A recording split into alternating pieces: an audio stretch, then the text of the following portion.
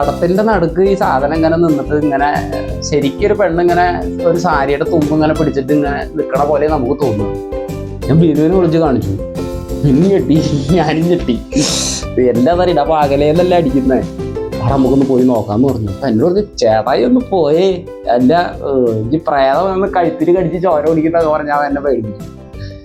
ഞാൻ പറഞ്ഞു എന്നാലും നമുക്ക് നോക്കടാന്ന് പറഞ്ഞു.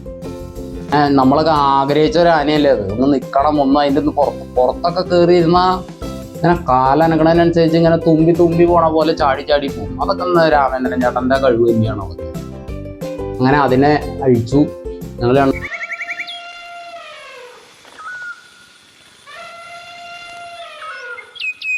ആൾക്കാർ ശ്രദ്ധിക്കാതെ വണ്ടി ഓടിക്കുന്നുണ്ട്. ആനകളെയൊക്കെ കാണുമ്പോൾ നിങ്ങൾ പരമാവധി നിങ്ങൾ ഈ അളവ് വെച്ച് വരരുത്. ഞാൻ അവർ എൻ്റെ വീഡിയോ കുറേ ഡ്രൈവർമാരെ സുഹൃത്തുക്കൾ കാണുന്നുണ്ട്. ഞാനത് ഇപ്പോഴത്തെ കാര്യമായിട്ടോ പറയുന്നത്. നമ്മുടെ ഒരു ആന ഇങ്ങനെ നടന്ന് പോവുകയാണെന്നുണ്ടെങ്കിൽ ഒരു വണ്ടി പോണ രീതിയിൽ ആന പോകണമെന്നില്ല. ചിലപ്പോൾ നിങ്ങൾ ഇങ്ങനെ വണ്ടി കൊണ്ടുവരും, ആന ഇങ്ങനെ നടക്കുമായിരിക്കും. അപ്പം നിങ്ങളിങ്ങനെ ആന ചേർന്ന് പോണ സമയത്ത് അവിടെ നിന്ന് ചിലപ്പോൾ എന്തെങ്കിലും ഒരു ഇറിറ്റേഷൻ ആനയ്ക്ക് ഉണ്ടായ ആന സ്വാഭാവികമായിട്ട് വലത്തോട്ട് കയറും. ആ വലത്തോട്ട് കയറുമ്പോൾ പെട്ടെന്ന് കയറുമ്പോൾ ഒന്നോലെ ആനയെ വണ്ടി ഇടിക്കാനുള്ള സാധ്യതയുണ്ട്, അല്ലെങ്കിൽ ആനക്കാരനെ വണ്ടി ഇടിക്കാനുള്ള സാധ്യതയുണ്ട്. അതുമാതിരി തന്നെ ആനകളുടെ ബാക്കിൽ വന്നിട്ട് ഇങ്ങനെ ഹോൺ അടിക്കില്ലേ, ഇങ്ങനെ ഹോൺ ഇങ്ങനെ അടിച്ചുകൊണ്ടിരിക്കും. അത് ചെയ്യരുത്. അതൊക്കെ ആനകൾക്ക് ഭയങ്കര ഇറിറ്റേഷനുള്ള കാര്യങ്ങളാണ്. നമ്മളൊരു ആനയെ ഇപ്പോൾ ഒരു സദസ്സിൽ കൊണ്ടുവന്ന് അവർ ഈ ഒരു പരിപാടി സ്ഥലത്തേക്ക് വന്ന് അവിടേക്ക് വന്നു കഴിഞ്ഞ് കഴിയുമ്പോൾ ഈ ബാക്കിലേക്ക് കടന്നു പോകേണ്ട ആൾക്കാർ വന്നിട്ട് ഈ ബാക്കിൽ വന്ന് ഈ ഹോൺ അടിച്ച് നിൽക്കണമെന്നൊന്നും ആനകൾക്ക് പറ്റില്ല. പല സ്ഥലത്തും ആനകൾക്ക് വഴക്കുണ്ടാക്കാനും പ്രശ്നങ്ങൾ ഉണ്ടാക്കാനും ഇതൊക്കെ കാരണങ്ങളാണ്. അപ്പം ഞാൻ പറഞ്ഞു വന്നത്, അവിടെ നിന്ന് ആനയെ നിർത്തിയിട്ട് ആന എന്നെ പോവാത്തെന്ന് അറിയണ്ട. അപ്പം ഈ ടോർച്ച് കൊണ്ട് ഇങ്ങനെ അടിച്ചു നോക്കി കഴിഞ്ഞ് കഴിഞ്ഞപ്പോൾ പെട്ടെന്ന് അടിച്ചപ്പോൾ ഞാനങ്ങ് ഞെട്ടിപ്പോയി. പെട്ടെന്ന് ഒരു പെണ്ണ് ഇങ്ങനെ നിൽക്കുക, എന്നിട്ട് ഇങ്ങനെ സാരി ഇങ്ങനെ, അന്ന് പ്രേതം വെള്ള സാരി അങ്ങനത്തെ സാധനങ്ങളൊക്കെ ഉള്ളത് നമ്മുടെ മനസ്സിലേ. അപ്പൊ ഈ പാടത്തിന്റെ നടുക്ക് ഈ സാധനം ഇങ്ങനെ നിന്നിട്ട് ഇങ്ങനെ ശരിക്കൊരു പെണ്ണിങ്ങനെ ഒരു സാരിയുടെ തുമ്പ് ഇങ്ങനെ പിടിച്ചിട്ട് ഇങ്ങനെ നിൽക്കണ പോലെ നമുക്ക് തോന്നുക. ഞാൻ ബിനുവിനെ വിളിച്ച് കാണിച്ചു. ബിനു ഞെട്ടി, ഞാനും ഞെട്ടി. എല്ലാ തരം അപ്പൊ അകലേന്നല്ല അടിക്കുന്നേ, അവിടെ നമുക്കൊന്ന് പോയി നോക്കാന്ന് പറഞ്ഞു. അപ്പൊ എന്നോട് പറഞ്ഞു, ചേട്ടായി ഒന്ന് പോയേ, അല്ല ഈ പ്രേതം ഒന്ന് കഴുത്തിരി കടിച്ച് ചോര ഓടിക്കുന്നതൊക്കെ പറഞ്ഞാൽ എന്നെ പേടിപ്പിച്ചു. ഞാൻ പറഞ്ഞു എന്നാലും നമുക്ക് നോക്കടാന്ന് പറഞ്ഞു. വേണ്ടട്ടേ, നമുക്ക് നാളെ നോക്കാം, ഇപ്പൊ പോയാൽ ശരിയാവില്ല എന്ന് പറഞ്ഞു. എന്നാ വേണ്ട, നമുക്ക് കൂടി ഇരിക്കാന്ന് പറഞ്ഞു. അങ്ങനെ ആന കെട്ടി വാറാക്കിയുള്ള പട്ടേറ്റ് കൊടുത്ത് അവിടെ ഒരു തെങ്ങ കയറി ആവശ്യമുള്ള പട്ടയൊക്കെ വെട്ടി ആനയ്ക്ക് ഇട്ടു. അവിടെ കെട്ടി അവിടെ ഇരുന്നു. വെളുപ്പിന് ഒരു 4 മണി 5 മണിയൊക്കെ ആയി കഴിഞ്ഞപ്പോഴത്തേക്ക് ഇങ്ങനെ ഈ പത്രം കൊണ്ടുപോകുന്ന ആൾക്കാരുണ്ടല്ലോ, പത്രം എന്ന് പറഞ്ഞാൽ സൈക്കിളിൽ, ഇന്നൊക്കെ ബൈക്കും വേണം. സൈക്കിളിൻ്റെ ഫ്രണ്ടിൽ ഇങ്ങനെ കുറേ പത്രം ഫ്രണ്ടിൽ ഉണ്ടാവും. പിന്നെ ബാക്കിൽ 2 സൈഡിൽ ഇങ്ങനെ ഒരു കൊട്ട പോലത്തെ എന്താ പറയുക, അത് ഈ പ്ലാസ്റ്റിക്കിൻ്റെ ഇതുകൊണ്ട് കെട്ടിയിട്ടുള്ള കൊട്ട പോലത്തെ 2 സൈഡിലുണ്ടോ, അതൊക്കെ വെച്ച് അങ്ങനത്തെ ആൾക്കാർ അതിങ്ങനെ പോയി. ഇപ്പോൾ 1-2 ചേട്ടന്മാർ അങ്ങനെ പോയി കഴിഞ്ഞപ്പോൾ ധൈര്യം എന്നാലും പോയി നോക്കടാന്ന് പറഞ്ഞ് ചെന്ന് നോക്കി കഴിഞ്ഞപ്പോൾ ഒന്നുമില്ല. അവിടെ ഈ പന്നിയും മറ്റുള്ള സാധനങ്ങളൊക്കെ ഇറങ്ങാണ്ടിരിക്കാൻ വേണ്ടിയിട്ട് ഈ പാടത്ത് ഈ മറ്റേ പ്ലാസ്റ്റിക്കിൻ്റെ വെള്ള ഷീറ്റില്ലേ, അതിങ്ങനെ ഒരു കാലയിൽ കുത്തിയിട്ട് അതിങ്ങനെ കെട്ടി വെക്കുക. അപ്പോൾ ഈ കാറ്റത്ത് ഈ സാധനമാണ് കിടന്ന് ഇങ്ങനെ ഇത് അനങ്ങിക്കൊണ്ടിരിക്കുന്നത്. നമ്മൾ അകലിൽ നിന്ന് നമുക്കത് മനസ്സിലാവില്ലല്ലോ. അപ്പൊ ഇത് കണ്ടിട്ട് പേടിച്ച് അവിടെ നിന്ന് ആനയും പേടിച്ചു, ഞങ്ങൾ വേറെയും പേടിച്ചു. അത് കഴിഞ്ഞ് പിറ്റേ ദിവസം രാവിലെ ഈ കേസ് കഴിഞ്ഞു. ഇപ്പൊക്കെ പറഞ്ഞു കഴിഞ്ഞാൽ ചിരിക്കും നമ്മള്. അന്ന് ആ പേടിച്ച പേടിക്ക് ഒരു കയ്യും കണക്കൂല. അങ്ങനെ അമർന്ന ആനയെ കൊണ്ട് പിറ്റേ ദിവസം രാവിലെ മുഖത്തോട് മുഖം നോക്കിയിട്ട് നല്ല താലടിച്ചു. പിന്നെ പോയി അവിടെ നിന്ന് ആനയെ കൊണ്ട് പോയി. പിന്നെ പരിപാടികൾ കാര്യങ്ങളൊക്കെ എടുത്തു. അത്യാവശ്യം കുറേ പരിപാടികൾ എടുത്തു. പിന്നെ മുകുന്ദനാനയും അരവിന്ദനാന, കാർത്തികനാന, ഞങ്ങൾ 3 ആന ഒന്നിച്ചാർന്ന അധികവും പരിപാടി. അപ്പം മുകുന്ദനാന എന്നൊക്കെ പറഞ്ഞാൽ വന്ന സമയം കുറച്ച് കാലമൊക്കെ ആയിട്ടുള്ളൂ. അതിന് ഇങ്ങോട്ട് വിളിച്ചാൽ അത് അങ്ങോട്ട് പോകും. അരവിന്ദനാനയ്ക്ക് ഒരു മെച്യൂരിറ്റി ഉണ്ട്, മുകുന്ദനാനയ്ക്ക് അതില്ല. അതിന് പാപ്പിയാണ്. ഇവർ തമ്മിൽ ഭയങ്കര കമ്പനിയാണ്. ആളിങ്ങനെ നടന്നു പോവുകയാണെങ്കിൽ 3 ആന പോവുകയാണെങ്കിൽ ആൾ ചിലപ്പോൾ അപ്പുറത്തേക്കടെ കയറിയിട്ട് വേറെ തിട്ടൻ്റെ മുകളിക്കടെയൊക്കെ കയറിയിട്ടൊക്കെ ആളിറങ്ങി വരിക. പാപ്പി അതിനെ കൊണ്ട് തോറ്റിട്ടുണ്ട്. ഇപ്പോൾ ഒരു ഒതുങ്ങിയ ആനക്കുട്ടിയായി. പാപ്പിയെ കുറേ കഷ്ടപ്പെട്ടിട്ടുണ്ട് ആനയ്ക്ക് വേണ്ടിയിട്ട്. അങ്ങനെ കുറേ പരിപാടികളൊക്കെ എടുത്തു. പിന്നെ പാപ്പിയുടെ മണ്ണാർക്കാട് പുല്ലശ്ശേരി ഭാഗത്ത് അവിടെ ഇറന്ന് ആനയെ കൊണ്ട് നിർത്തിയിറന്ന്. അന്നത്തെ കാലഘട്ടം എന്ന് പറഞ്ഞു കഴിഞ്ഞാൽ ഇന്നിപ്പോൾ ഒരു പരിപാടി കഴിഞ്ഞ് കഴിഞ്ഞാൽ അവിടെ നിന്ന് വണ്ടി കയറ്റി അടുത്ത പരിപാടി സ്ഥലത്തേക്ക് പോകണോ, അല്ലെങ്കിൽ നേരെ ഉടമസ്ഥൻ്റെ തറയിലേക്ക് വരുന്നു. അന്ന് അങ്ങനെയല്ല. അന്ന് നമ്മളൊരു വഴിക്ക് പോയാൽ പിന്നെ നമ്മളവരായിട്ട് ഒരു ഇതുമില്ല. അവിടുത്തെ ഒരു ലാൻഡ് ഫോണിൻ്റെ നമ്പർ ഉണ്ട്. എവിടെയെങ്കിലും സൗകര്യമുള്ള STD ബൂത്തുകൾ കണ്ടാൽ അവിടെ നിന്ന് ഫോൺ വിളിക്കും, അല്ലെങ്കിൽ ഏതെങ്കിലും വീട്ടിൽ നിന്ന് ഫോൺ വിളിക്കും. അപ്പോൾ ഇന്ന വഴിക്കാണ് പോണത്, അപ്പോൾ ഇന്ന പരിപാടി സ്ഥലത്ത് എന്ന് പറയുമ്പോൾ അവിടെ ചീട്ട് തരും. പിന്നെ ഒരു 10 ദിവസത്തേക്കുള്ള അടുപ്പിച്ചുള്ള ചീട്ട് തരുമ്പോൾ ആ സ്ഥലം എവിടെയാണെന്ന് വെച്ച് കഴിഞ്ഞാൽ അത് അടുത്ത ആനക്കാരോട് ചോദിക്കും, ഇത് എവിടെ ചേട്ടാ ഈ സ്ഥലം. അപ്പം ഞങ്ങളും അങ്ങോട്ട് ആടാ. അപ്പം ഞങ്ങൾ ഒന്നിച്ച് അങ്ങനെ 2, 3, 4, 5 ആനകൾ ഒന്നിച്ചാണ് അങ്ങനെയൊക്കെ പോയിക്കൊണ്ടിരിക്കുന്നത്. അങ്ങനെ ഒരുപാട് പരിപാടികളൊക്കെ കഴിഞ്ഞ് പിന്നെ ഞാൻ ഇതിൻ്റെ ഇടയിലൊക്കെ പണിയൊക്കെ ചെയ്യാറുണ്ട്. ഒരു പ്രാവശ്യം പണത് പൈസ കിട്ടി കഴിഞ്ഞപ്പോൾ പിന്നെ ഇതിൻ്റെ ഇടയിൽ ബിനു പോയി എൻ്റെ കൂട്ടത്തിൽ നിന്ന്. പിന്നെ വേറെ പിള്ളേരുകൾ വന്നു. പിന്നെ ഞാൻ പാലക്കാട് കൽമണ്ഡപത്ത് എന്ന് പറയുന്ന സ്ഥലത്ത് ആനയെ കിട്ടിയപ്പോൾ എനിക്കൊരു ചെറിയൊരു പയ്യനെ കിട്ടി. അവൻ ഇതുപോലെ തന്നെ ഞാൻ മാധവൻ ചേട്ടൻ്റെ അടുത്ത് ഇരുന്ന ആ ഒരു എന്നോട് ചോദിച്ചല്ലോ ഭക്ഷണം കഴിച്ചോന്ന്, ഇതേ ചോദ്യം ഞാൻ അവനോട് ചോദിച്ചു. അപ്പോൾ അവൻ ഇങ്ങനെ കാണിച്ചു. ചെറിയ പയ്യനായിരുന്നു, കുഞ്ഞു പയ്യൻ. അവൻ്റെ ഫോട്ടോ ഉണ്ട് ആനയുടെ കൂടെ തന്നെ നിൽക്കുന്നത്. ഞാനത് തപ്പി പിടിച്ചെടുത്തു. അത് ഞാൻ ഇതിൻ്റെ കൂടെ പോസ്റ്റ് ചെയ്യുന്നുണ്ട്, അപ്പം നിങ്ങൾക്ക് കാണാൻ പറ്റും. കുഞ്ഞു പയ്യനായിരുന്നു, ഒരു ചുവന്ന മുണ്ട്. ഞാൻ ചുവന്ന മുണ്ടും അതൊക്കെ ഇടുമായിരുന്നു പണ്ട്. എനിക്ക് അതൊക്കെ ഭയങ്കര കുറേ കഴുത്തിൽ കുറേ മാലകൾ, വെള്ളിയുടെ കുറേ മാലകൾ, സാധനങ്ങൾ അങ്ങനെയൊക്കെ ഇടുമായിരുന്നു പണ്ട്. ഒരു 16 കുറി ഇവിടെ നിന്നൊട്ടൊരു കുളം വരെ കുറിയൊക്കെ വരച്ച് അതൊക്കെ എന്താ ഭയങ്കര വലിയ അഭിമാനം എന്നുള്ള രീതിയിലായിരുന്നു അന്നൊക്കെ നടന്നിരുന്നത്. ഒരു ചുവപ്പ് വരയ്ക്കും, ഒരു വെള്ള വരയ്ക്കും, പിന്നെ നീല ഉണ്ടെങ്കിൽ നീല വരയ്ക്കും. അന്ന് ഇങ്ങനെ ഒരു ചെപ്പ് കളറിൻ്റെ ചെപ്പുണ്ട്, കുറേ കളറുകളായിട്ട് ഇങ്ങനെ തന്നെ ഇരിക്കുന്നത്. അതിനകത്ത് പല പല പല കളറുകളുണ്ടല്ലോ, അത് മേടിക്കും, വരയ്ക്കും. അപ്പോൾ ആൾക്കാരൊക്കെ എന്നെ സ്വാമി എന്ന് വരെ വിളിച്ച ആൾക്കാരുണ്ട് പരിപാടി സ്ഥലത്ത് പോയിട്ട്. അപ്പം എൻ്റെ കഴുത്തിലെ മാലയത്തത് കണ്ടിട്ടേ. എന്നിട്ട് അവിടെ നിന്ന് പരിപാടികളൊക്കെ കുറേ ഏകദേശം മറ്റേ കൽമണ്ഡപത്ത് നിന്ന് അവിടെ ഒരാഴ്ച ആനയെ കെട്ടി. അവിടെ ഒരു വീട്ടിലേക്ക് കെട്ടിയിറങ്ങാൻ. ആ പാലക്കാട് ഭാഗത്തേക്ക് എന്ന് പറഞ്ഞു കഴിഞ്ഞാൽ അത് അപ്പോഴായാലും ഇപ്പോഴായാലും നമ്മുടെ വീട്ടിൽ ആനയെ കെട്ടിക്കോ എന്ന് പറയും. അന്ന് ചന്തപ്പുര അങ്ങനെ എന്തോ ഒരു സ്ഥലമില്ലേ, പോലെ ചന്ദ്രനഗർ അങ്ങനെ എന്തോ ഉണ്ട്, എനിക്ക് കറക്റ്റ് ഓർമ്മയില്ല. അവിടെ ഒരു വീട്ടിലൊരു കോമ്പൗണ്ട്, അത് ടൗണിൽ തന്നെ ഒരു കോമ്പൗണ്ടിൻ്റെ ഉള്ളിൽ ഏകദേശം 4-5 ദിവസം ആനേനെ കിട്ടി ആ വീട്ടിൽ. അപ്പം വെറുതെ വഴിക്കടെ വന്നഴിക്ക് ചോദിച്ചു ആനേനെ ഒന്ന്. ആദ്യം ഞാൻ കുറച്ച് പട്ട വെട്ടിക്കോട്ടെ എന്ന് ചോദിച്ചു. അവിടെ ഒരു 5 പട്ട വെട്ടിക്കോട്ടെ എന്ന് ചോദിച്ചു. അപ്പം വെട്ടിക്കോ, അതിനിപ്പോൾ എന്നെ തെങ്ങുമ്പട്ടയല്ലേ, ഇഷ്ടം പോലെ വെട്ടിക്കോളാൻ പറഞ്ഞു. അപ്പം 5 ചോദിച്ചാൽ എന്നാന്ന് പറഞ്ഞു കഴിഞ്ഞാൽ 5 ചോദിച്ചു കഴിഞ്ഞാൽ എന്നെ അതിൽ ഒരു 10-15 അവിടെ നിന്ന് വെട്ടാലോ. അത് മോശം ഇത് മോശമെന്ന് പറഞ്ഞ് 4 തേങ്ങയൊക്കെ ഇട്ട് കൊടുത്താൽ വെട്ടാലോ. അപ്പം അങ്ങനെ വെട്ടി. അന്ന് എറണാകുളത്തുള്ള ഒരു പയ്യനായിരുന്നു എൻ്റെ കൂടെ, അവൻ്റെ പേരൊക്കെ ഞാൻ മറന്നുപോയി. അപ്പം പിന്നെ ഞാൻ ആനപ്പുറം ഇതിലും പിന്നെ ആനപ്പണിക്കൊക്കെ ആയിട്ട് കുറച്ച് കാലങ്ങളൊക്കെ ഒരു 5-6 കൊല്ലം മുന്നേ വരെ ഞാൻ കണ്ടിരുന്നു. പിന്നെ അദ്ദേഹം എവിടെയാണെന്ന് എനിക്ക് വലിയ ഓർമ്മയില്ല, ഇപ്പം എവിടെയാണെന്ന് കണക്ഷൻ ഇല്ല. പുള്ളിയായിരുന്നു എൻ്റെ കൂടെ. പിന്നെ ഇങ്ങനെ ആൾക്കാർ മാറിക്കൊണ്ടിരിക്കട്ടോ. ബിനു പോയിട്ട് വേറൊരു പയ്യൻ വന്നു, അത് കഴിഞ്ഞ് ഇവൻ വന്ന സമയത്താണ് ഈ കുഞ്ഞി പയ്യൻ വന്നത്. ഈ ചന്ദ്രനാഥ എന്ന് പറയുന്ന ഈ ഭാഗത്ത് തന്നെയുള്ള പയ്യൻ, ചെറിയ പയ്യൻ. എനിക്ക് അവനെ ഇഷ്ടപ്പെട്ടു. കുഞ്ഞി പയ്യനാ, നീ ആനയുടെ കൂടെ നിൽക്കണ്ടടാന്ന് ചോദിച്ചു. അതിനെ ചേട്ടാ ഞാൻ നിൽക്കാമെന്ന് പറഞ്ഞു. അങ്ങനെ എൻ്റെ കൂടെ ഉണ്ടായിരുന്നു 5 ദിവസം. അതിലൊരു 2 ദിവസം കഴിഞ്ഞപ്പോൾ ആനയ്ക്ക് ഇങ്ങനെ എൻ്റെ ഈ നോവ് അടിച്ചു. നോവെന്ന് പറഞ്ഞാൽ ഇരണ്ടക്കെട്ടെന്ന് പറഞ്ഞ പോലത്തെ ഒരു അസുഖമാണത്. ഇരണ്ടക്കെട്ട് വരണേക്ക് മുന്നൊരു നോവ്. അന്ന് നമ്മൾ യാദൃശികമായിട്ട് നമുക്ക് ഫോണില്ല, അല്ലെങ്കിൽ മറ്റേ കൂട്ടുകാരെ ബന്ധപ്പെടാനുള്ള സംവിധാനങ്ങളില്ല. നമുക്ക് യാദൃശികമായിട്ട് തേവര അവിടെ ആന ഉണ്ടെന്ന് പറഞ്ഞിട്ട് അവിടേക്ക് വന്നു. വന്നപ്പോൾ ആന അങ്ങനെ നോവടിച്ചു നിൽക്കുക തേവരയെന്ന് പറഞ്ഞപ്പോൾ തന്നെ അത് നമുക്കിപ്പോൾ ശരിയാക്കാമെന്ന് പറഞ്ഞിട്ട് അവൻ കുറച്ച് മരുന്ന് സാധനങ്ങളൊക്കെ അരപ്പ് പോലെ അരച്ച് സാധനങ്ങളൊക്കെ ഇട്ടിട്ട് കൊണ്ട് തന്നു. അത് കൊടുത്തു. ഒരു 10-20 മിനിറ്റ് കഴിഞ്ഞപ്പോഴത്തേക്കും അത് മാറി. കാരണം തേവരെന്നൊക്കെ പറഞ്ഞു കഴിഞ്ഞാൽ അത്ര എക്സ്പീരിയൻസ് ഉള്ള ഒരു ആനക്കാരായിരുന്നു. അവനൊക്കെ അന്ന് ഓടി നടന്ന് ആന കയറുന്ന സമയമായിരുന്നു. ആഫ്രിക്കൻ ആനയെ വരെ അഴിച്ചു കെട്ടിയിട്ടുള്ള ആനയാണ് ഒരാളാ. അതായത് മൈസൂർ സൂമിലെ ആഫ്രിക്കൻ ആനയെ വരെ അദ്ദേഹം അഴിച്ച് കൊണ്ടുവന്നൊക്കെ അവിടെ കാര്യങ്ങൾ ചെയ്തിട്ടുണ്ട്. അപ്പോൾ അദ്ദേഹം വന്നു, 2 ദിവസം എൻ്റെ കൂടെ നിന്നു. ആ വീട്ടുകാരൊക്കെ ഇപ്പോൾ ഓർക്കുന്നുണ്ടാവോ, കുറേ ഭക്ഷണം ഞങ്ങൾക്ക് തന്നിരുന്നു. വീഡിയോ ഒക്കെ കാണുവാണെങ്കിൽ ഞങ്ങളായിരുന്നു അത്. അന്നെല്ലാം ചെറിയ പിള്ളേരല്ലേ, അവർക്ക് ഞങ്ങളോടും ഭയങ്കര കുഞ്ഞു പിള്ളേർ ഈ ആനപ്പണിയെ കൊണ്ടൊക്കെ നടക്കണു. മക്കളെ നിങ്ങൾ ഈ ആനപ്പണിയെ കൊണ്ടൊക്കെ നടക്കല്ലേ എന്ന് പറഞ്ഞാൽ അവിടുത്തെ മുത്തശ്ശിയൊക്കെ കുറേ ഉപദേശിച്ചു. പക്ഷെ നമ്മുടെ തലയിൽ ഇത് കയറി ഇങ്ങനെ നിൽക്കുമല്ലേ. അവിടെ നിന്ന് പിന്നെ ഈ ചെറുക്കനെ ഒരു 4-5 ദിവസം കഴിഞ്ഞപ്പോൾ അവൻ്റെ വീട്ടുകാർ വന്ന് പിടിച്ചിട്ട് പോയി. ആനപ്പണിക്കൊന്നും നടക്കണ്ടെന്ന് പറഞ്ഞ് പിടിച്ചിട്ടുണ്ട്. ഇന്നലെ എനിക്ക് മെസ്സേജ് അയച്ചിട്ടുണ്ടായിരുന്നു. ഞാനിപ്പോൾ ഇപ്പോഴും കണക്ഷൻ ഉണ്ട്, എന്നെ വിളിക്കാറുണ്ട്. ആൾ പാലക്കാടാണ്, ഒരു തുണിക്കടയിൽ ജോലി ചെയ്യുന്നുണ്ട്, കല്യാണം കഴിഞ്ഞു, പിള്ളേരൊക്കെ ആയി, സെറ്റായിട്ടിരിക്കുന്നു, കുഴപ്പമൊന്നുമില്ല. അങ്ങനെ അതിനെ അവിടെ നിന്ന് പരിപാടികളൊക്കെ കഴിച്ച് എല്ലാം കഴിഞ്ഞ് നേരെ മംഗലാംകുന്നിലേക്ക് വരുന്ന സമയത്ത് അതിൻ്റെ തലേദിവസം തന്നെ എനിക്കൊരു സ്മെല്ലി മിസ്റ്റേക്ക് അടിച്ചു. ഞാൻ ഈ ആനയെ കൊണ്ട് പണിയുന്നുണ്ട് എന്നൊക്കെ അവിടെ എത്തിയിട്ടുണ്ട് മുതലാളിയുടെ അടുത്ത്. അപ്പം ഞാൻ അങ്ങോട്ട് ചെന്നാൽ പിന്നെ എന്നെ കൊണ്ട് ആന കെട്ടിക്കുവാണ്. അതാണ് അവരുടെ പ്ലാന്. നേരെ പോയി.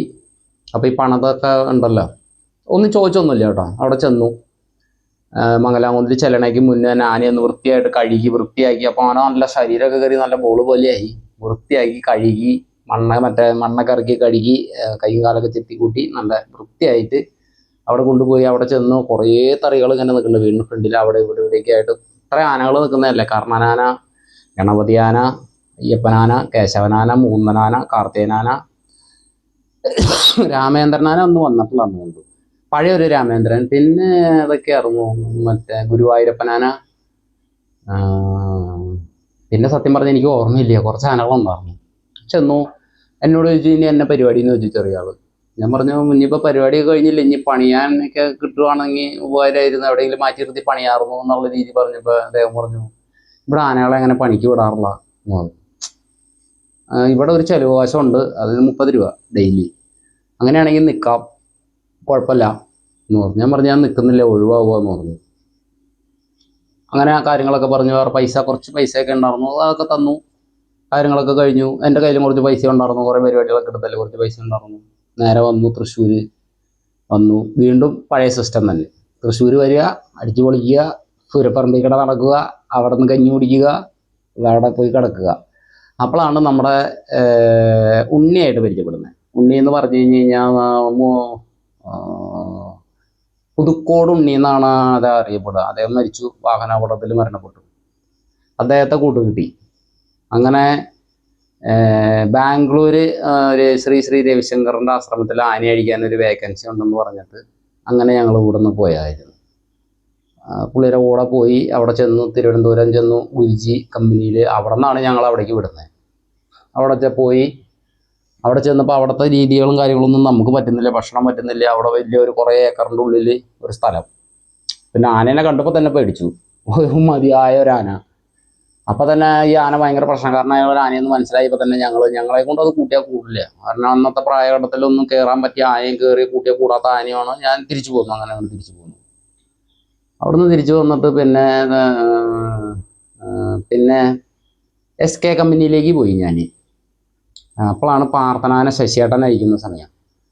കമ്പനിയിൽ പോയിപ്പോൾ പറഞ്ഞു ഇങ്ങനെ അവിടെ ഒരു വേക്കൻസി ഉണ്ട്, പാർത്തനാനിക്ക് ഒരു വേക്കൻസി ഉണ്ട് ശശിയേട്ടനോട്. അന്ന് രാമേന്ദ്രൻ ചേട്ടൻ ആനയെ കെട്ടിയിട്ട് ശശിയേട്ടൻ അയക്കുന്നത്. അതാണ് എൻ്റെ ഓർമ്മ. അന്ന് ആന നിന്നിരുന്നത് മറ്റേ കുഴൽബന്ധത്തു നിന്ന് ഇടത്തോട്ട് പോയിട്ട് ഒരു കുറച്ച് അങ്ങോട്ട് പോയി കഴിയുമ്പോൾ ഇടത്തെ സൈഡിൽ ഒരു തടിമില്ലുണ്ടായിരുന്നു. അവിടെ 2-3 ആനകളൊക്കെ ഉണ്ടായിരുന്ന സ്ഥലമാണ്. അതെനിക്ക് കറക്റ്റായിട്ട് ഓർമ്മയില്ല. കുഴൽബന്ധം അത് ആൾക്കാർ ആരെങ്കിലും ഉണ്ടെങ്കിൽ ഒന്ന് കമൻറ്റ് ചെയ്യണേ. ഇടത്തെ സൈഡിൽ ഒരു മില്ലിൽ, തടിമില്ലിൽ, വീടിൻ്റെ അടുത്ത് തന്നെ ഒരു തടിമില്ലുണ്ട്. പാർത്തനാനിക്ക് ശശിയേട്ടൻ നീരിൽ നിന്ന് അഴിക്കാറായി. ഞാൻ ചെന്നപ്പോൾ, ഞാനപ്പോൾ 3ാമനായിട്ട് ചെല്ലണേ. അവിടെ ചെന്ന് കഴിഞ്ഞപ്പോൾ 2ാം പാപ്പാനായിട്ട് നിന്ന ആൾ പോയി. അത് കഴിഞ്ഞപ്പോൾ തന്നെ ഞാൻ നിന്നു. അപ്പോൾ എന്നോട് ചോദിച്ചു ആന അഴിക്കാമോ എന്ന് ചോദിച്ചു. കൂടെ അഴിക്കാമെന്ന് പറഞ്ഞു. അങ്ങനെ ഞങ്ങൾ 2 കൂടിയിട്ട് ആന അഴിച്ചു, പാർത്തനാനെ. നമ്മളൊക്കെ രാമേന്ദ്രൻ ചേട്ടനൊക്കെ മറ്റേ തൃപ്പൂണിത്തറയിലും മറ്റുള്ള പൂരപ്പറമ്പിലും അവിടേക്കും മറ്റേ അഞ്ഞൂര് പാറക്കാടിയിലേക്കും അങ്ങനെയുള്ള സ്ഥലങ്ങളിലേക്കൊക്കെ വരുമ്പോൾ അന്ന് രാമേന്ദ്രൻ ചേട്ടൻ്റെ കൂടെ ജെറ്റ്ലി, കുന്നംകുളത്തുള്ള ജെറ്റ്ലി, പിന്നെ രാമേന്ദ്രൻ്റെ മരുമോനായിട്ടുള്ള സന്തോഷ്, പിന്നെ വേറൊരു പയ്യന്, പിന്നെ വേറൊരു ചേട്ടൻ ഉണ്ടായിരുന്നു, ഒരു കറുത്തത്ത്. ആളുടെയൊക്കെ പേര് ഞാൻ മറന്നു സത്യം പറഞ്ഞ. അന്ന് ആന കണ്ട പാർത്തനാന ഒക്കെ ശരിക്കും പറഞ്ഞിട്ട് ഇന്നത്തെ തലമുറയിലുള്ള ഒരുപാട് പിള്ളേർക്കൊക്കെ വലിയ നഷ്ടങ്ങളായി പോയി എന്ന് ഞാൻ പറയുള്ളൂ.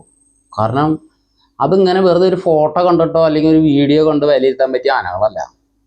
കർണനാന, പാർത്തനാന, അല്ലെങ്കിൽ വിഷ്ണുശങ്കർ ആന, അല്ലെങ്കിൽ പിന്നെ കണ്ടംപുള്ളി ബാലനാരായണാന, വിജയനാന, അങ്ങനെയുള്ള ആനകളെയൊന്നും നമുക്ക് അങ്ങനെ, അല്ലെങ്കിൽ മറ്റേ ചുള്ളിപ്പറമ്പിൽ സൂര്യനാന, ഇതൊന്നും ഫോട്ടോയിൽ ഇന്നത്തെ തലമുറകളിൽ അല്ലെങ്കിൽ ഒരു ഫോട്ടോ കണ്ടു ആ ഒരു പഴയ ഒരു ആന ഒരു ലൈക്ക് അടിച്ചു പോയി. ഞങ്ങളൊക്കെ ഇതിനെയൊക്കെ നേരിട്ട് എന്താ പറയുന്നത്, മറ്റേ കർണനാനയ്ക്ക് ആറ്റാക്കര നാരായണൻ ചേട്ടനും പിന്നെ ആളുടെ കൂടെ ഒരു പൊക്കം കുറഞ്ഞിട്ട് ആളുടെ പേര് മണിയോ അങ്ങനെ എന്തോ ആണ്. ഇവർ കുറേ വർഷങ്ങൾ ഇവരായിരുന്നു. ഞാൻ കർണനാനനെ ഓട്ടോറിക്ഷ വിളിച്ച് പോയി കണ്ട ആളാണ്. ഓട്ടോറിക്ഷ വിളിച്ച് പോയിട്ട് കർണനാന അവിടെ ഉണ്ടെന്ന് പറഞ്ഞിട്ട് ഞാൻ വേറെ പരിപാടി സ്ഥലത്ത് നിന്ന് ഓട്ടോറിക്ഷ വിളിച്ച് പോയി കണ്ടിട്ടുണ്ട് അതിനെ. പിന്നെ ഞാൻ രാമേന്ദ്രൻ ചേട്ടനൊക്കെ അങ്ങനെ ആനേനെയും കൊണ്ട് പൂരപ്പറമ്പിലേക്ക് പോരുന്നുണ്ട്. പുള്ളി അതൊരു പ്രത്യേക ഒരു സെറ്റപ്പ് ആന അങ്ങനെ വന്ന് നിൽക്കല്. തോട്ടിയും വടിയൊന്നും പിന്നെ തോട്ടി കൈ പിടിക്കല് ഞാൻ ഇപ്പോഴാണ് പിന്നെ കണ്ടിട്ടുള്ളൂ. അന്നൊക്കെ ഒരു വടിക്കമ്പ് മാത്രം ഉണ്ടാവും കയ്യിൽ. അപ്പോൾ വടിക്കമ്പുമ്പോൾ വന്നിട്ട് പാർത്ത വടി കാണിക്കുമ്പോഴത്തേക്ക് പാർത്ത അങ്ങനെ ഒരു നിൽപ്പുണ്ട്. അത് ഒരു 1.5 ഒരു ആനയായിരുന്നു. അങ്ങനെ നമ്മളൊക്കെ ആഗ്രഹിച്ച ഒരു ആനയല്ലേ അത്. ഒന്ന് നിൽക്കണം, ഒന്ന് അതിൻ്റെ ഒന്ന് പുറത്തൊക്കെ കയറി ഇരുന്നാൽ ഇങ്ങനെ കാലനക്കണതിനനുസരിച്ച് ഇങ്ങനെ തുമ്പി തുമ്പി പോണ പോലെ ചാടി ചാടി പോകും. അതൊക്കെ ഒന്ന് രാമേന്ദ്രൻ ചേട്ടൻ്റെ കഴിവ് തന്നെയാണ് അതൊക്കെ. അങ്ങനെ അതിനെ അഴിച്ചു, ഞങ്ങൾ രണ്ടാളും അഴിച്ചിട്ട് അന്നത്തെ ദിവസം കഴിഞ്ഞു. പിറ്റേ ദിവസം അവിടെ നിന്ന് അഴിച്ച് വേറൊരു തറിയിലേക്ക് മാറ്റി നിർത്തി. 2 ദിവസം കഴിഞ്ഞപ്പോൾ ഞങ്ങൾ കഴുകി കഴിഞ്ഞിട്ട് അങ്ങനെ കയറ്റി നിർത്തി. അമരം കുളത്തി നിർത്തിയേക്കുക. ശശിയേട്ടൻ ആനേൻ്റെ അടുത്തുണ്ട്. ഇത് നമ്മുടെ ഇപ്പോഴത്തെ ഗോപാലകൃഷ്ണൻ ശശിയേട്ടൻ ആനേൻ്റെ അടുത്തുണ്ട്. അപ്പം ഞാൻ ഫ്രണ്ടിലേ ആയിരുന്നു നിന്നായിരുന്നു. എൻ്റെ സാധനം എടുത്തിട്ട് ഞാൻ ഇങ്ങനെ എന്നോട് പറഞ്ഞു കടന്നോളാൻ പറഞ്ഞു. അപ്പം ഞാൻ അങ്ങനെ ഫ്രണ്ടിലേക്ക് കടന്ന വഴി ഞാൻ അങ്ങനെ ചെവിയൊക്കെ താങ്ങി പിടിച്ചൊരു വല്ലാത്ത രീതിയിൽ നിൽക്കുന്നു. അപ്പം ഞാൻ ആദ്യം ഒന്ന് നിന്നു. അത് കഴിഞ്ഞപ്പോൾ പുള്ളി പറഞ്ഞു കുഴപ്പമില്ല കടന്നോന്ന് പറഞ്ഞു. ഞാൻ അങ്ങ് കാട്ടാക്കടോട് കൂടുതൽ ഒറ്റ അടിയാനെ എന്നെ അടിച്ചടി തെറിച്ച് പോയി. മറ്റേ ലാട്ടാക്കി വെച്ചാർന്ന തടിയുടെ മുകളിൽ കിടക്കെ പോയി പറഞ്ഞ് അപ്പുറത്ത് പോയി ചാടി. ഞങ്ങൾ രണ്ടാളും കൂടിയിട്ട് അവിടുന്ന് പിന്നെ ആന കെട്ടി അഴിച്ചു. അവിടുന്ന് പിന്നെ കുറച്ച് ദിവസം കുഴപ്പമൊന്നും ഉണ്ടാകത്തില്ല. അങ്ങനെ പരിപാടി 2-3 പരിപാടിയൊക്കെ എടുക്കും തോന്നുന്നുണ്ട്. അത് കഴിഞ്ഞ് നമ്മുടെ കുന്നംകുളത്ത് ഒരു അമ്പലം ഉണ്ട്. അതിൻ്റെ പേര് ഞാൻ മറന്നുപോയി. കുന്നംകുളത്ത് നിന്ന് എരുമപ്പെട്ടി റോഡിൽ ചിങ്ങങ്കാവോ അങ്ങനെ എന്തോ ആണെന്നാണ് എൻ്റെ ഓർമ്മ. അവിടെ വെച്ചിട്ട് അന്ന് നമ്മുടെ ചെറിയ ചാമേട്ടൻ, കറുത്ത ചാമേട്ടൻ, ചെറിയ ചാമേട്ടൻ എന്ന് പറയും. ആള് രഘുറാമാനെ കൊണ്ടു നടക്കുന്ന സമയമാണ് മനിശ്ശേരിയിലെ. അന്ന് ആളുടെ കൂടെ വേറൊരു പയ്യനുണ്ടായിരുന്നു. അവൻ്റെ പേര് ഞാൻ മറന്നുപോയി. അദ്ദേഹം മറ്റേ നമ്മുടെ കൽപ്പാത്തി ആനയുടെ നിന്ന് മരണപ്പെട്ടു പോയ പയ്യൻ. പേര് സുധീഷ് എന്ന് അങ്ങനെ എന്തോ ആണെന്നോ എൻ്റെ ഓർമ്മ. ആ പയ്യന് ഓർമ്മ. എന്നിട്ട് സദസ്സിൽ കയറി മത്സരിക്കുമല്ലോ.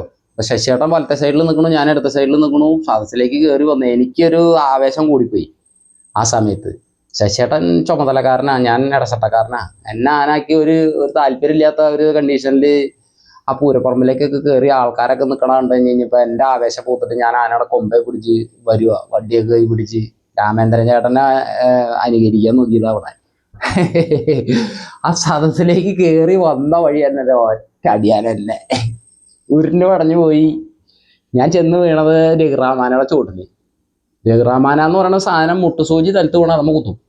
അങ്ങനത്തെ ആനയത്. അങ്ങോട്ട് വീണ വഴി തന്നെ ആന വളഞ്ഞോട് കൂടിയിട്ട് ആ ചേട്ടൻ ചാമയുടെ ആന ഓടക്കിയ ആന വലിച്ചങ്ങോട്ട് മാറ്റി. അപ്പം എല്ലാവരും ആനകളെ വലിച്ചു മാറ്റി. ആന അങ്ങനെ നിൽക്കുക, ചെവിയൊക്കെ താങ്ങി പിടിച്ചിട്ട്. അപ്പം ശശിയേട്ടൻ ഇങ്ങനെ ആന പിടിച്ച് നിൽക്കുന്നുണ്ട്. ഞാൻ ഈ സൈഡിൽ കൂടെ വീണ്ടും കയറി വന്നു.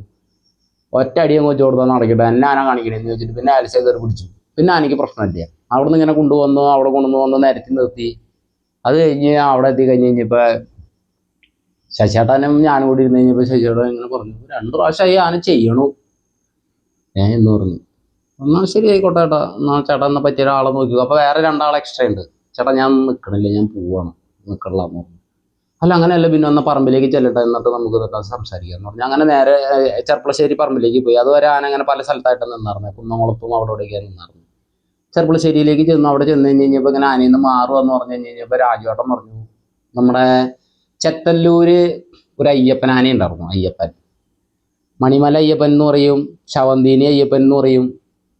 ആന ശവന്തീനി അയ്യപ്പൻ എന്ന് പറയുന്നത് തന്നെ ഞാൻ പറഞ്ഞു കേട്ടേക്കണം കേട്ടോ, എനിക്ക് അറിവില്ല, പറഞ്ഞു കേട്ടേക്കണതാണ്. ഒരു ആനക്കാരനെ കൊന്നിട്ട് ആ ആനയുടെ ആളുടെ ബോഡി എടുത്ത് കൊമ്പത്ത് കയറ്റി വെച്ചിട്ട് ആന കാട്ടി കയറി പോയിട്ട് 2 ദിവസം കണ്ട് കഴിഞ്ഞ് ഈ കാട്ടിൽ പോയി ആനേനെ തപ്പി ആനേനെ കണ്ടെത്തി കഴിഞ്ഞ സമയത്തും ഈ ആളുടെ ബോഡി ആനയുടെ കൊമ്പത്ത് ഇരിപ്പുണ്ടായിരുന്നു. ചീഞ്ഞളിഞ്ഞ ശരീരം കൊമ്പയിൽ വെച്ചിട്ട് നടക്കുമായിരുന്നു ആന. ശവന്തീനി അദ്ദേഹത്തിൻ്റെ പകുതി ഭാഗങ്ങൾ ആന കഴിച്ചു എന്നാണ് പറയണേ. ശവന്തീനി അയ്യപ്പൻ എന്നാണ് പഴയ ആനക്കാർക്കൊക്കെ അറിയാൻ പറ്റുമായിരിക്കും. ഇതും എനിക്ക് പറഞ്ഞു കേട്ട അറിവ് മാത്രമാണ്. ആ ആന അവിടെ ഉണ്ട്, ബാബുചേട്ടൻ്റെ അവിടെ, ചെത്തല്ലൂര് ബാബുചേട്ടൻ്റെ അവിടെ. അങ്ങനെ രാജേട്ടൻ പറഞ്ഞു ഇങ്ങനെ ബാബുചേട്ടൻ ഒരാളാവശ്യം തന്നാൽ ആന അഴിക്കുമെന്ന് ചോദിച്ചു. ശരി അഴിക്കാമെന്ന് പറഞ്ഞു. അന്ന് നമുക്ക് ഇന്ന ആനന്നില്ലല്ലേ, ഏത് ആന കിട്ടിയാലും ആന എന്ന് പറഞ്ഞു കഴിഞ്ഞാൽ ബോർഡ് കാണിച്ച് നമ്മളവിടെ ആനയെ പോയി അഴിച്ചിട്ട് പോവുകയാണ്. അന്ന് അത്രയും തിളച്ചു നിൽക്കുന്ന സമയമല്ലേ. അപ്പം ഇങ്ങനെ നമ്മുടെ ചെറുപ്പകാലഘട്ടത്തിൽ നിന്ന് ഇച്ചിരി കൂടി ഒരു മെച്യൂരിറ്റിയിലേക്ക് ഇങ്ങനെ വന്ന് പിന്നെ കുറച്ച് ആനകളങ്ങനെ ഇടസെട്ടായിട്ടും അങ്ങനെ ഇങ്ങനെയൊക്കെ കൊണ്ട് നടക്കും കാര്യങ്ങളൊക്കെ ചെയ്തു. അത് കഴിഞ്ഞ് അയ്യപ്പനാനെ പോയി അവിടെ ചെന്ന സ്വാഭാവികമായിട്ട് ചെന്നു. ആന എഴുതി കിടത്തി, കുഴപ്പമൊന്നുമില്ല. എൻ്റെ കൂടെ 2 പിള്ളേരുണ്ടായിരുന്നു. സത്യം പറഞ്ഞാൽ അത് നിന്ന ആൾക്കാരെ ഇപ്പോഴും എനിക്ക് ഓർമ്മയില്ല. എനിക്കിതിൻ്റെ ഇടയിൽ കുറച്ച് പ്രശ്നങ്ങൾ വന്നതിന് ശേഷം കുറച്ച് കാലം മരുന്ന് കഴിച്ചിരുന്നപ്പോൾ ഒരു ഓർമ്മ കുറവ് കൂടി ഉണ്ട്. അവിടെ അഴിച്ചു. ആന ഒരു മര്യാദയ്ക്ക് ഒരു 10 അടിയൊക്കെ കൊടുക്കേണ്ടി വന്ന് അഴിക്കാൻ ഭയങ്കര മല്ലായിരുന്നു ആന അഴിച്ചെടുക്കാനായിട്ട്. അഴിച്ചു. അവിടെ നിന്ന് ഒരു തോട്ടി കൊണ്ടിരുത്തി കഴുകി അതിൻ്റെ പിറ്റേ ദിവസം ലോറി വന്നു, കയറ്റി പരിപാടിക്ക് പോയി. കുറച്ച് പരിപാടികളൊക്കെ എടുത്തു, ചാവക്കാട് അവിടെ ഇവിടെയൊക്കെ കുറച്ച് പരിപാടികൾ അതൊക്കെ എടുത്തു. അങ്ങനെ ബാബുചേട്ടൻ എന്നെ ഒരു പരിപാടിക്ക് എന്തോ വട്ടേക്കാട് അങ്ങനെ ആ ഭാഗത്ത് എവിടെ നേർച്ചയോ എന്തോ പരിപാടിക്ക് എന്നെ പറഞ്ഞു വിട്ടു. ഞാൻ ആ പരിപാടി സ്ഥലത്തേക്ക് ഏകദേശം എത്താൻ 1 കിലോമീറ്റർ ഇപ്പുറത്ത് വെച്ചിട്ട് ഒരാൾ വന്നിട്ട് പറഞ്ഞു, ചേട്ടാ 2 ലക്ഷം മരം ഉണ്ട് അവിടെ, എടുക്കാൻ പറ്റുമെന്ന് ചോദിച്ചു. മരം എന്ന് കേട്ടാൽ നമുക്ക് ഇതല്ലേ, കാരണം ഇരട്ടി പൈസ കിട്ടുന്ന കേസല്ലേ. അപ്പൊ ശരിക്കും പറഞ്ഞു കഴിഞ്ഞാൽ അവിടെ നിന്ന് 1 കിലോമീറ്റർ അങ്ങോട്ട് നടന്ന ഈ പറഞ്ഞ കമ്മിറ്റി സ്ഥലമായി. അപ്പൊ ഞാൻ നോക്കി കഴിയുമ്പോൾ നാളെ രാവിലെ അവർക്ക് ആവശ്യമുള്ളൂ. ഇപ്പൊ ഉച്ചയ്ക്ക് 11 മണി ആയിട്ടുള്ളൂ. അപ്പൊ ആന അഴിച്ച് മെല്ലെ അവിടെ 2 കഷ്ണം മരമുള്ളൂ എന്ന് പറഞ്ഞു. ശരി എന്ന് പറഞ്ഞു ഇവിടുന്ന് ഒരു 6 കിലോമീറ്റർ അപ്പുറത്തേക്ക് പിന്നെ അങ്ങോട്ട് നടന്നു. അപ്പൊ ഈ കമ്മിറ്റിയിലുള്ള ആൾ വന്നിട്ട് എന്നെ വിളിച്ചു, ചേട്ടാ ഇവിടെ കമ്മിറ്റി സ്ഥലം ഇവിടെയെന്ന് പറഞ്ഞു. ഞാൻ പറഞ്ഞു, ചേട്ടാ പൊക്കോ, ഞാൻ നാളെ രാവിലെ വന്നേക്കാം, എനിക്ക് അവിടെ 1 ലക്ഷം 2 ലക്ഷം മരം എടുത്ത് വെക്കാണ്ടെന്ന് പറഞ്ഞു. അങ്ങനെ അപ്പൊ തന്നെ ഇയാള് ഓരോന്നും പറഞ്ഞ് ഇയാൾ പറഞ്ഞു തനിക്ക് നാളെ അല്ല ആന ആവശ്യമുള്ളൂ, തനിക്ക് ഇപ്പൊ തന്നെ വരുന്ന എത്ര നിർബന്ധം എന്താന്നൊക്കെ പറഞ്ഞ് പുള്ളി ഞാനായിട്ട് ചെറിയൊരു കടിയൊക്കെ ഉണ്ടായി. പുള്ളി അങ്ങനെ പോയി. ഞാൻ ഈ ആനയെ കൊണ്ട് അവിടെ ചെന്നു കഴിഞ്ഞ് കഴിഞ്ഞപ്പോൾ ഒരു 100 110 മൂക്കണിയുണ്ട്, മതിയായ ഒരു അഞ്ഞിലി, അതും അതിൻ്റെ ഒരു കമ്പോഷനും. അത് രാത്രി തന്നെ വലിച്ചു വെച്ചു, പൈസ മേടിച്ചു, ഒക്കെ സെറ്റ് ചെയ്തിട്ട് ആ തടിയുടെ മുകളിൽ ഞാൻ അങ്ങനെ കിടക്കും. ആന അവിടെ തന്നെ കെട്ടി. വെളുപ്പിന് ഒരു 5 മണിയാകുമ്പോൾ അഴിച്ചു വിടാം. അഴിച്ചു വിട്ടാൽ ഒരു 6:30 ആകുമ്പോഴത്തേക്ക് അവിടേക്ക് എത്തൂല, അതിനുള്ള വഴിയല്ലേ ഉള്ളൂ. അഴിച്ചു വിടാന്നുള്ളൊരു പ്ലാനൊക്കെ ആയിട്ട് ഇരിക്കുക. അത് കഴിഞ്ഞപ്പോൾ രാത്രി ഒരു 11:30 ആയി കഴിഞ്ഞപ്പോൾ ഒരു ടാറ്റ സുമോ വരുന്നുണ്ട്. ബാബുചേട്ടൻ മുതലാളി ബാബുചേട്ടൻ്റെ അച്ഛനും കൂടി വന്നു. അച്ഛനും കൂടി വന്നിട്ട് എന്നോട് പറഞ്ഞു, അവിടേക്ക് പോകണ്ട, ആനേനെ ഇവിടെ കൊണ്ടുവന്ന എന്തിനാ അതാന്ന് പറഞ്ഞു. അപ്പോൾ 1 ലക്ഷം മരം വലിക്കാണ്ടായിരുന്നു. അതിന് വന്നല്ലേ, നേർച്ചയ്ക്കല്ലേ വന്നേ, കട്ടിയുള്ള പരിപാടിയല്ലേ, 1 ലക്ഷം മരം വലിക്കാനാന്ന് പറഞ്ഞു. അവരൊന്നും മിണ്ടിയില്ല. എന്നാ എന്നൊക്കെ പറഞ്ഞ് അവര് ശരി എന്നൊക്കെ പറഞ്ഞ് പോയി. നേരത്തെ അങ്ങോട്ട് പൊക്കോളൂട്ടോ എന്നൊക്കെ പറഞ്ഞ് പോയി. അപ്പൊ തന്നെ എനിക്ക് മനസ്സിലായി എൻ്റെ പണിയുടെ കാര്യം തീരുമാനമായി. അവര് നമ്മളെ അന്വേഷിച്ച് ഇവിടെ വന്നല്ലേ. അപ്പൊ അത് ആ കമ്മിറ്റിക്കാരൻ വിളിച്ച് പറഞ്ഞതാ, അതെന്റെ ഭാഗത്തെ തെറ്റാണത്. അതിപ്പോ ഒരു ഉടമസ്ഥൻ ഒരു സ്ഥലത്തേക്ക് വിട്ടിട്ട് അവിടേക്ക് പോകേണ്ടതിന് അടുത്ത സ്ഥലത്തേക്ക് പോയി കഴിഞ്ഞാൽ അത് ആരെങ്കിലും സമ്മതിക്കില്ലല്ലോ. അങ്ങനെ തന്നെ അവിടെ നിന്ന് പരിപാടി എടുത്തു. അന്ന് ആ പരിപാടി എടുത്തോണ്ടിരിക്കുന്ന സമയത്ത് മറ്റേ നമ്മുടെ അവിടുത്തെ ദേവിദാസൻ ആനയ്ക്ക് രാജൻ എന്ന് പറഞ്ഞ ചേട്ടനെ പറഞ്ഞത്, മണ്ണാർക്കാട് രാജൻ എന്ന് അറിയപ്പെടുന്നത്. മറ്റേ രാജേട്ടനല്ല കേട്ടോ, ഈ മംഗലാംകുന്നിന്റെ ഗജേന്ദ്രൻ എന്ന് പറഞ്ഞ ആനയെ കൊണ്ടുവന്ന രാജേട്ടൻ. അന്ന് ഈ ദേവിദാസൻ ആനയ്ക്ക് രാജേട്ടനായിരുന്നു. എന്നിട്ട് അവിടെ പരിപാടി സ്ഥലത്ത് ഇങ്ങനെ നിൽക്കുന്ന സമയത്ത് ഇങ്ങനെ ഞങ്ങൾ 4 ആന എഴുന്നള്ളിച്ചുകൊണ്ട് പോവുക.